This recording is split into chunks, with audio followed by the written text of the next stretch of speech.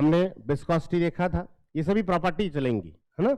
अब next property है क्या, surface tension. What is the surface tension? A tensile force is acting on the surface is surface tension. हमने कहा इसको ध्यान से समझें फिर लिखेंगे, है ना। हमने कहा surface tension sigma is equal to force per unit length होता है। ये मैथमेटिक्स में इसकी डेफिनेशन है, फिजिकल डेफिनेशन और देखेंगे। हमने कहा ये जो फोर्स है जी, ये कौन सा होगा, इसका हम पता लगाना चाहते हैं। फोर्स तो टेंसाइल भी होता है, कॉम्प्रेसिव भी होता है, शेयर फोर्स भी होता है, प्रेशर फोर्स भी होता है, काफी फोर्सेस होते हैं। ये फोर्सेस कौन सा होगा, ये फोर्स कौन सा होगा? तो हमें पता चला this is the tensile force. ये क्या है, टेंसाइल फोर्स होता है। अब ये टेंसाइल फोर्स कैसे होता है उसको हम समझना चाहते हैं। ओके, तो टेंसाइल फोर्स हमने डेफिनेशन में लिखा है, कैसे है इसको हम समझेंगे। इसको समझने के लिए मैं एक छोटा सा एक्सपेरिमेंट करता हूं।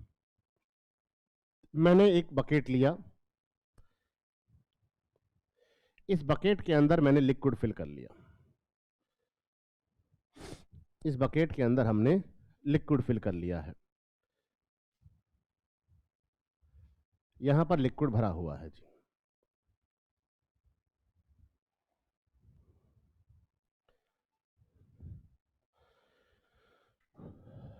अब मैंने इस बकेट में दो पॉइंटों को सेलेक्ट किया है, दो पॉइंट सेलेक्ट किए हैं।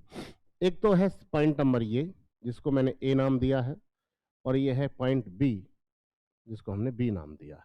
ठीक है, ये पॉइंट, इस पॉइंट पर स्टडी करूंगा, इस पॉइंट पर स्टडी करूंगा। ए और बी ऐसा नहीं कोई मोटे मोटे पॉइंट हो, यहां पर जो मॉलिक्यूल्स हैं उनमें से एक मॉलिक्यूल्स मैंने सरफेस से उठाया है, एक मॉलिक्यूल्स सरफेस के नीचे से उठाया, उन मॉलिक्यूल्स पर मैं स्टडी करना चाहता हूं। तो मेरे पास दो कंडीशन है, एक तो एट द सरफेस और एक इनसाइड द सरफेस। मैंने कहा मैं देख रहा हूं दो कंडीशन में, inside the surface, inside the surface, surface से अंदर। जब सरफेस के अंदर जा रहे हैं तो हमारे पास एक पॉइंट मिला है, दैट पॉइंट इज द ए।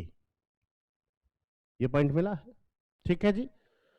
ये पॉइंट मैं तो आपको फिर बता दूं, सरफेस पर जो मॉलिक्यूल्स है, सॉरी बी, सरफेस के अंदर बी है, जो मॉलिक्यूल्स हैं सरफेस पर उनमें से मैंने एक मॉलिक्यूल उठाया है।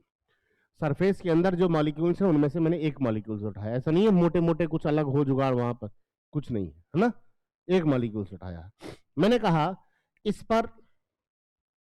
पर कोई फोर्स इधर से लग रहा है, इस बी पर, तो इसको बैलेंस करने के लिए इधर से फोर्स लग रहा होगा। अब देखो जो बी पॉइंट है यहां पर कहीं नीचे बैठा हुआ स्टेबल कंडीशन में, स्टेबल कंडीशन में बैठने का मीनिंग क्या होता है? स्टेबल कंडीशन का मतलब यहां पर बैठा हुआ मतलब ये इक्विलिब्रियम कंडीशन में है। इक्विलिब्रियम कंडीशन इज व्हाट, कि जैसे ये हमारे हाथ में ये रिमोट है, ठीक है, ये परमाणु बम वाला रिमोट है जो मोदी जी के साथ चलता है, ये हमारे हाथ में रिमोट है। अगर ये रिमोट इस जगह पर रुका हुआ है तो इसके कारण लगने वाला वजन और हमारे हाथ के कारण लगने वाला फोर्स ऊपर की तरफ, दोनों क्या है, बराबर है, तभी तो रुका हुआ है। अगर इसका वजन ज्यादा होता तो ये नीचे की तरफ चला जाता, हमारे हाथ से जो फोर्स है वो ज्यादा होता तो ये ऊपर की तरफ चला जाता। इससे हम बोलते हैं जब ये एक कंडीशन में रुका हुआ है मतलब forces are same in all direction, that is the equilibrium condition of that particular substance. Yes और नो? इसको हमने इक्विलिब्रियम कंडीशन, जब रुका हुआ है तो ऑब्वियसली इक्विलिब्रियम कंडीशन में होगा। इक्विलिब्रियम कंडीशन में है तो इसके चारों तरफ लगने वाले फोर्सेस की वैल्यू क्या है, सेम है। एक फोर्स इसको इधर ले जाने की कोशिश करेगा तो इसको ऊपर वाला बैलेंस कर लेगा, ये फोर्स इसको इधर ले जाने की कोशिश करेगा तो नीचे वाला बैलेंस कर देगा, ये इसको इधर ले जाने की कोशिश करेगा तो इसके साइड वाला इसको बैलेंस कर लेगा। तो ये क्या रहेगा, इक्विलिब्रियम कंडीशन में रहेगा। तो मैं कहूं यहां से फोर्स कोहेसिव, नेट कोहेसिव,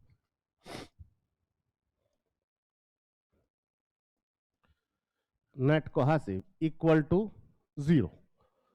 इस पर जो फोर्सेस लग रहे हैं चारों तरफ, इस पर कोहेसिव फोर्स लगेंगे, इस पर कोहेसिव फोर्स का वैल्यू, नेट कोहेसिव फोर्स का वैल्यू क्या होगा, 0 होगा।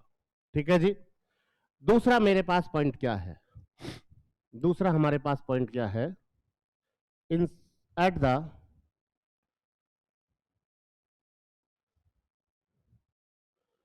सरफेस ऑफ लिक्विड, लिक्विड की सरफेस पर, लिक्विड की सरफेस पर जो हमारे पास पॉइंट है, दैट पॉइंट इज द ए।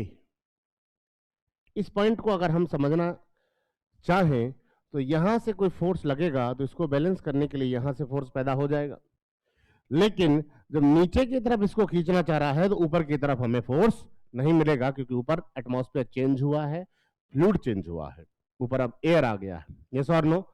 तो यहां से ये इसको बैलेंस नहीं कर पाएगा, ये बैलेंस नहीं कर पाएगा, तो यहां पर F net cohesive is not equal to zero, zero के बराबर नहीं है, मतलब कुछ ना कुछ फोर्सेस डिस्टर्ब होंगे, इक्विलिब्रियम कंडीशन में नहीं। अब इस सरफेस की अगर मैं बात करूं, इस सरफेस पर ऐसे लाखों पॉइंट हैं, ऐसे लाखों पॉइंट हैं, तो इस सरफेस को मैंने यहां पर बनाया, ये मेरे पास सरफेस है, इस सरफेस पर ऐसे क्या है, लाखों पॉइंट हैं, ये वाले, यही है ना। इन सभी पॉइंट्स को अगर मैं यहां से डिनोट करूं तो देखो ये पॉइंट ये रहा, ये रहा, ये रहा, ये रहा, ऐसे लाखों पॉइंट होंगे। इससे जो फोर्स लगेगा वो कहां लगेगा, नीचे की तरफ, इससे भी नेट फोर्स कहां लगेगा, नीचे की तरफ, इससे भी नीचे की तरफ, इससे भी नीचे की तरफ। F net is not equal to zero, acting in downward direction, जो नीचे की तरफ एक्ट कर रहा होगा, यस और नो, नीचे की तरफ एक्ट कर रहा होगा, तो नीचे की तरफ ये रहा। अगर मैंने कहा किसी सरफेस पर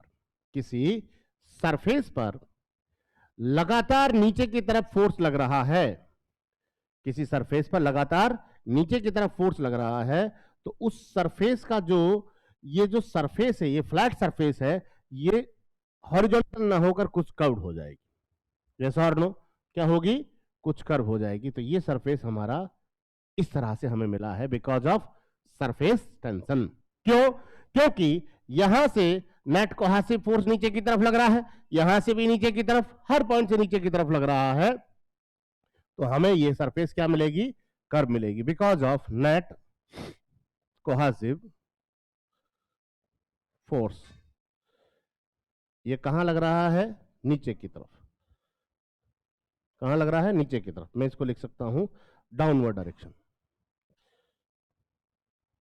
net cohesive force acting in downward direction,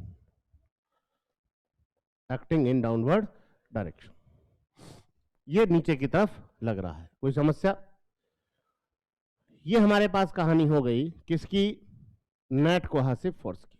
चलो ठीक है, ये मेरे पास इस तरह से सरफेस मिला, कुछ सरफेस हमारे पास कर्व हो गया। अब ये सरफेस जो कर्व हुआ है, इसको ध्यान से समझना, ये मेरे पास एक सरफेस था जो इस तरह से था, अब इसी को मैंने पकड़कर इस तरह से कर दिया, ठीक है जी। तो इसको क्या लगेगा, इस सरफेस को कोई हमें खींचना चाहता है, कोई हमें खींचना चाहता है। अगर इसको ऐसा लग रहा है कोई इनको खींचना चाहता है, तो ये फोर्स इस तरह से एक्ट करेगा, इस डायरेक्शन में लगेगा, इस डायरेक्शन में लगेगा, तो इस सरफेस को खींचने वाला फोर्स है वो कहां लग रहा है, इस सरफेस के ऊपर। तो ये फोर्स कौन सा है, टेंसाइल फोर्स, यस और नो।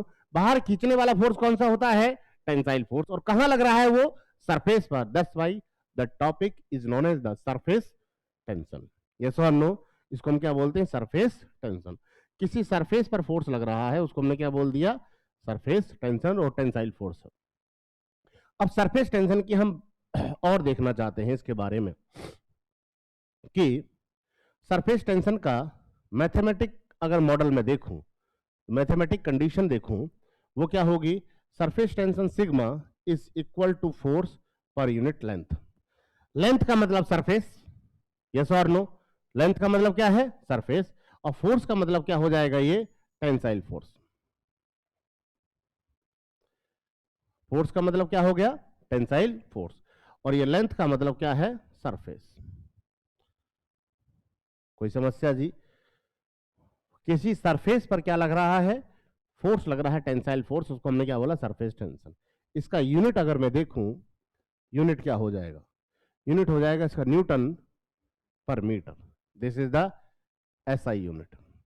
एम के यूनिट क्या हो जाएगा, एम के यूनिट हो जाएगा kilogram metre per second square, ये तो हो गया न्यूटन, अपॉन 1/मीटर।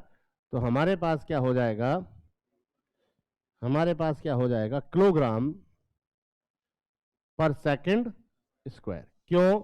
क्योंकि हम जानते हैं force equal to mass into acceleration, और मास को लिख दिया मैंने किलोग्राम, और ये हो गया मीटर पर सेकंड स्क्वायर, और ये हो गया न्यूटन। तो न्यूटन की जगह मैंने ये लिख दिया, ठीक है जी, केवल न्यूटन की जगह ये पुट किया है, 1/मीटर था, मीटर से मीटर कैंसिल हो गया, ये इसका यूनिट निकल के आ गया। अगर डायमेंशन में देखूं, डायमेंशन M1 L0 T-2 और M1 T-2, ये हमारे पास डायमेंशन आ गया। सरफेस टेंशन जो होता है, इसका डायमेंशन और इसकी वैल्यूज आ गई, यूनिट और डायमेंशन। कोई रॉकेट साइंस नहीं है, जो चल रहा है पहले से चलता आ रहा है, इसका निकालने की भी कोई जरूरत नहीं थी। लेकिन डायमेंशन का जो क्वेश्चन पूछा गया है अभी तक डायमेंशन से, उसमें सबसे ज्यादा पूछा गया सरफेस टेंशन की डायमेंशन। ऐसा नहीं है कि इसको निकालने के लिए कोई अलग से कोई कंसेप्ट की जरूरत होती है, नहीं, वही कंसेप्ट है। लेकिन ऐसा हुआ होगा कि पहली बार किसी ने डायमेंशन का क्वेश्चन सरफेस टेंशन का पूछ लिया हो, फिर किसी एग्जामिनर ने पेपर बनाना हो और उसने बोला कि एक क्वेश्चन डायमेंशन का डाल दो, तो प्रीवियस ईयर का क्वेश्चन देखा, फिर सरफेस टेंशन का चेप दिया, फिर प्रीवियस ईयर का, फिर सरफेस टेंशन का चेप दिया, इसलिए वो बार बार रिपीट हो जाता है। डायमेंशन तो किसी भी सब्सटेंस की निकालो, किसी भी प्रॉपर्टीज की निकालो, सेम तरह से ही निकलेंगी, कोई बड़ा टास्क नहीं होता है ना। तो इसलिए ये हमने लिखा है। हमने कहा जो सरफेस टेंशन होता है, जो सरफेस टेंशन होता है वो इंटरनल फोर्स है। क्या है?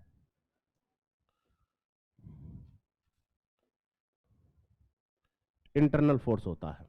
यस और नो? इसका कॉज क्या होता है? Cause of surface tension, cause of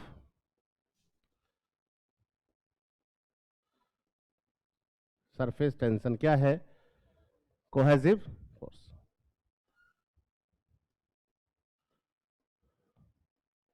cohesive force होती है। सरफेस टेंशन की वैल्यू अलग अलग फ्लूइड के लिए अलग अलग होती है, अलग अलग टेम्परेचर पर।